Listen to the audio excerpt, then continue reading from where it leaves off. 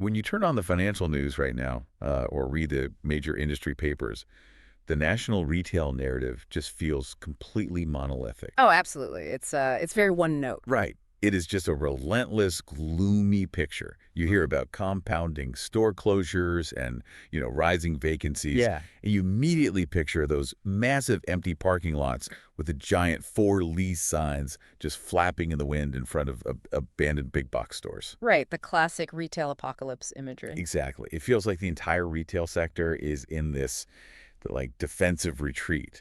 But then you pull the local data for Coeur, Idaho, and it's pronounced Coeur for those of you examining this market from the outside. And the reality on the ground absolutely shatters that national narrative. It really does. It's almost like a different planet. Because right now, the retail market and the CDA market is operating at a microscopic 1.6% vacancy rate. Wow. Yeah.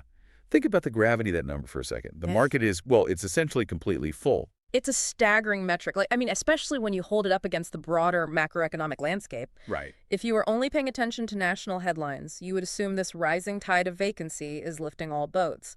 But localized data sets tell a vastly different story.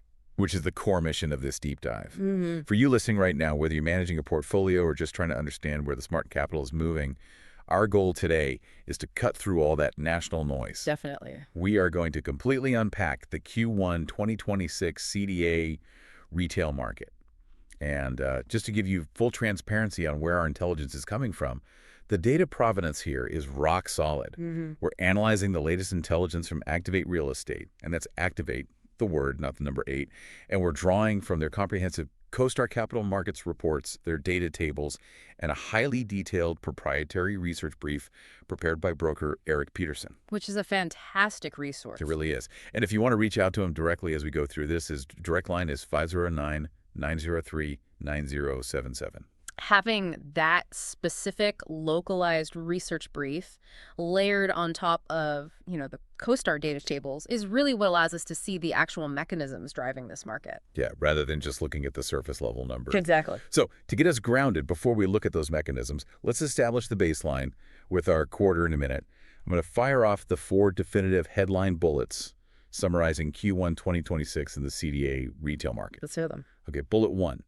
Vacancy is structurally locked at that historically tight 1.6%. Oh, yep. Bullet 2, market pricing is holding firm. It's hovering right around $182 per square foot. Very solid.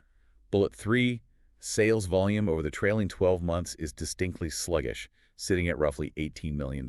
Right. Big drop there. And finally, bullet 4, market rents are incredibly stable, coming in at $18.30 per square foot. So to synthesize those 4 data points into a single cohesive thesis for you to take away, the CDA retail market is historically tight and structurally constrained, which makes it a highly resilient asset class. However, it is increasingly starved for transaction velocity due to the overarching national REIT uncertainty. I want to pull on that thread of structural constraint because that 1.6% vacancy rate isn't just low. I mean, it's practically an anomaly compared to the national story. It really is. We're seeing this massive divergence between the softening national retail sector and the local reality in North Idaho. Well, the national narrative for 2026 is undoubtedly one of gradually rising retail vacancy. Store closures are outpacing new openings on a macro scale. Right. But in the CDA market, we need to look at historical context.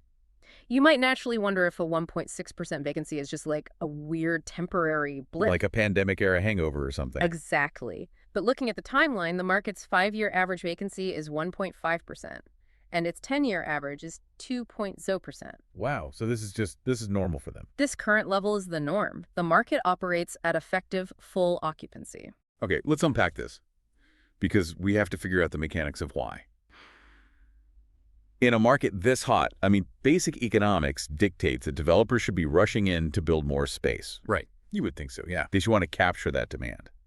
But according to the data, out of a total inventory base of roughly 11.6 million square feet of retail space, there is a completely trivial 16,000 square feet currently under construction. It's almost nothing? It's basically a rounding error. Yeah. And that tiny footprint is spread across just 2 properties. So it's like a game of musical chairs where the music stopped Everyone sat down, and the venue absolutely refuses to build any more chairs. That's the defining structural supply constraint of the region right there. Yeah. To put that 16,000 square feet into perspective, over the last decade, this market has averaged only 23,000 square feet of annual retail construction. They simply aren't building. So what does that mean for the landlords? Yeah. I mean, it's essentially a pressure cooker where the Federal Reserve and local conditions have glued the release valve completely shut.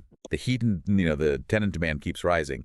But because there is zero new construction to let off that steam, the pressure just builds and builds inside the existing inventory. That is a perfect way to visualize it. And the direct result of that glued shut release valve is an incredibly powerful defensive position for the landlords who already own those existing buildings. Because they have all the cards. Exactly. Yeah. Because of this absolute lack of supply, local landlords are completely shielded from the concession pressures we see everywhere else. Like free rent and things like that. Right. In a softer national market, you see landlords offering months of free rent or, massive tenant improvement allowances just to secure a lease signature. Sure. In the CDA market, because it's structurally tight, those demands from tenants carry virtually zero leverage. I mean, where else are they going to go? Nowhere. The physical space is simply too precious.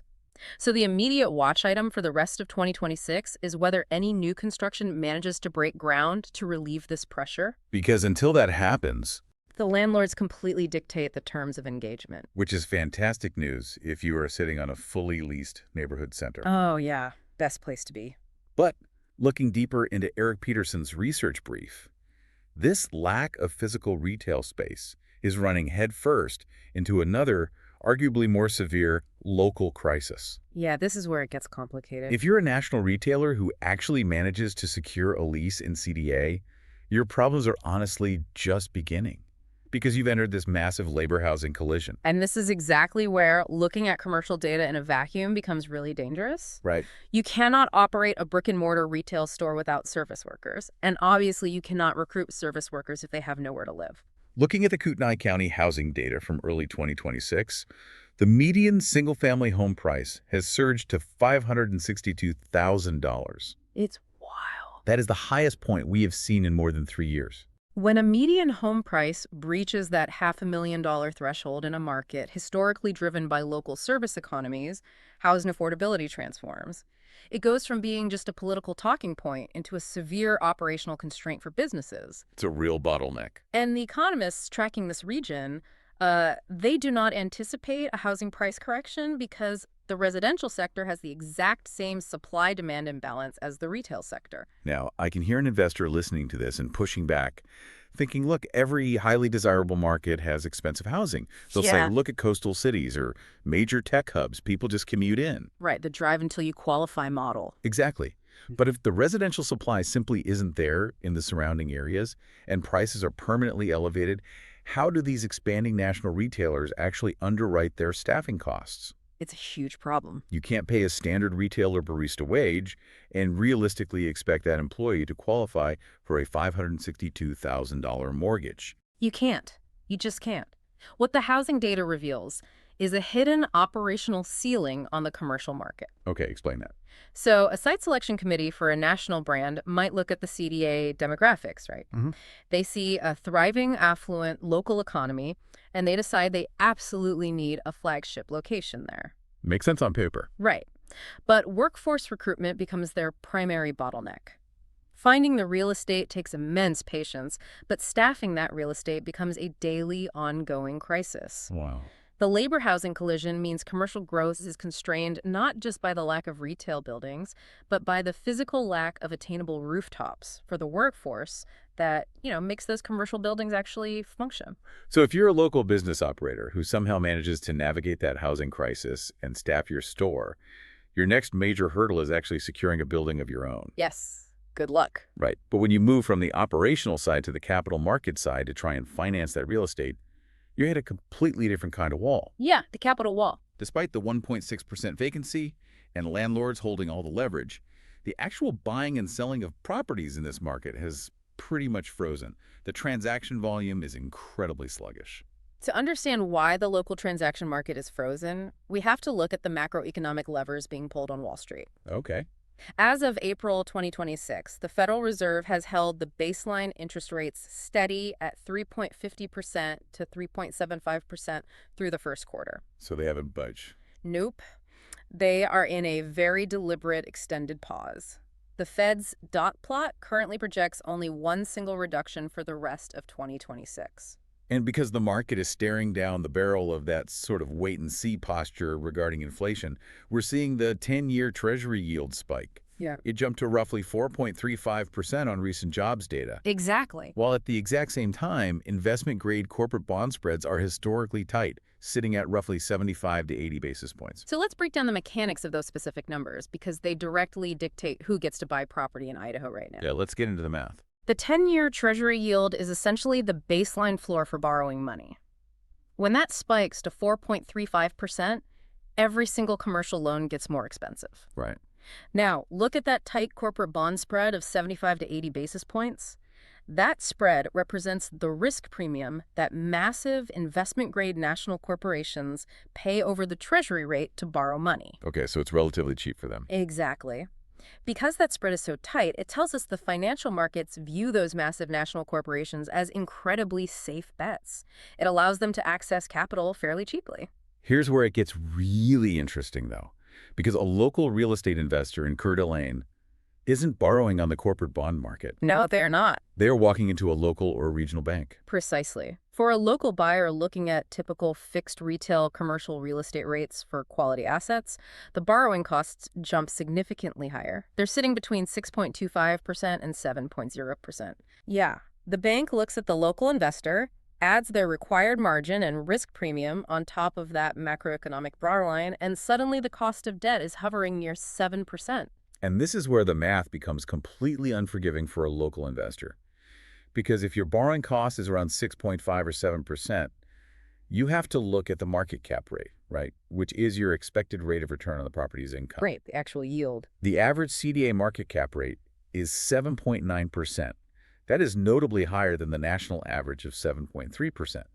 But, I mean, when you are borrowing at 7% to earn 7.9%, the profit margins are paper thin. They're almost non-existent. Sometimes you are operating at negative leverage on day one. And that thin margin explains the most fascinating demographic shift in the entire data set. Oh, the buyer breakdown. Yes. When we look at who is actually managing to buy properties in the CDA market right now, 78% of the buying volume comes from national buyers. Wow, 78%. Yep. Simultaneously, 97% of the sellers are national. So it's basically institutions trading with institutions. Exactly. Local buyers make up only 21% of the acquisition volume. That breakdown just paints a very clear picture. With local capital, the generational wealth or the regional syndicators who traditionally buy up neighborhood retail centers, they're completely sidelined. They really are. They're priced out by that 7% debt cost, or they're just looking at the math and choosing to park their money in safer, high-yield alternative assets. Which basically turns the CDA retail market into a functional safe haven for national money. Is that really how they view it, as a safe haven? Absolutely. National capital pools are scanning the entire U.S. landscape. They see softening demand in the Midwest, they see massive oversupply issues in parts of the Sun Belt, and then they zoom in on Coeur d'Alene. And they see that 1.6% vacancy. Right. They see a 1.6% vacancy rate, they see an absolute brick wall against new supply, and they see a 7.9% cap rate. So it's a no-brainer for them. For a national investor, especially one utilizing a 1031 exchange or bringing heavy cash to the table, the CDA market represents bulletproof underlying fundamentals. They aren't deterred by the local banking rates because they're utilizing different capital stacks, or they're simply prioritizing the preservation of wealth in a market that just refuses to overbuild. So moving from theory to practice, let's look at the actual deals that managed to clear this frozen environment. I pulled up the CoStar and broker-reported transactions. What did you find? The total 12-month sales volume is sitting at roughly $18 million. Now, understand how depressed that number is. The 5-year average for this market is $24 million, and the 10-year average is $26 million. So the transaction velocity has essentially fallen off a cliff compared to historical norms? Completely. But the few deals that did close reveal a massive shift in buyer psychology. How so? Well, the two notable transactions from prior quarters perfectly illustrate this. The first is a roughly 4,900 square foot property on North 4th Street. It sold in July of 2025 for roughly $1 million, which breaks down to about $184 per square foot. The second deal is the White Horse Saloon on West Main Street. It sold in August of 2025, also for roughly $1 million, translating to about $170 per square foot. Right. The seller in that saloon deal had actually held the property for over 20 years. But the critical through line for both of these deals is that they were owner-user transactions. And we really need to explain the mechanism of why an owner-user can buy in this environment when a pure investor cannot. Yeah, break that down for us. A pure real estate investor relies entirely on the tenant's rent to pay the 7% commercial mortgage and generate a profit. If the rent doesn't cover the high debt service, the deal dies. The math just doesn't work. Right. But an owner-user like the operator of a saloon, they aren't evaluating the property based on rental income. They're evaluating the real estate as a necessary operational expense to generate their primary business revenue. They're amortizing the cost of the real estate across their entire business profit and loss statement. Exactly. When pure investment buyers are pushed out by thin margins, the people left making deals are the actual business operators. Because they have to be. Yeah, they're buying the real estate because they fundamentally need a physical location to run their business. And in a market with 1.6% vacancy, finding a lease is nearly impossible. Right. So they aren't solving a pure real estate math equation, they're securing their operational survival. It's a completely closed-loop system. The leasing data drives the capital markets data, which in turn drives the transaction data. It's all connected. Which brings us to the ultimate question for you listening right now. How do you position yourself moving forward?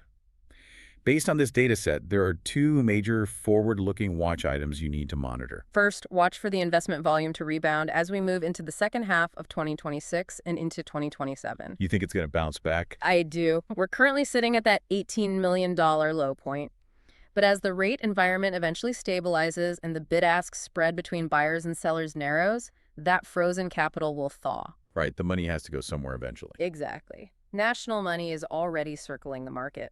Once the debt math gets even marginally easier, expect transaction volume to accelerate back toward that $25 million historical average.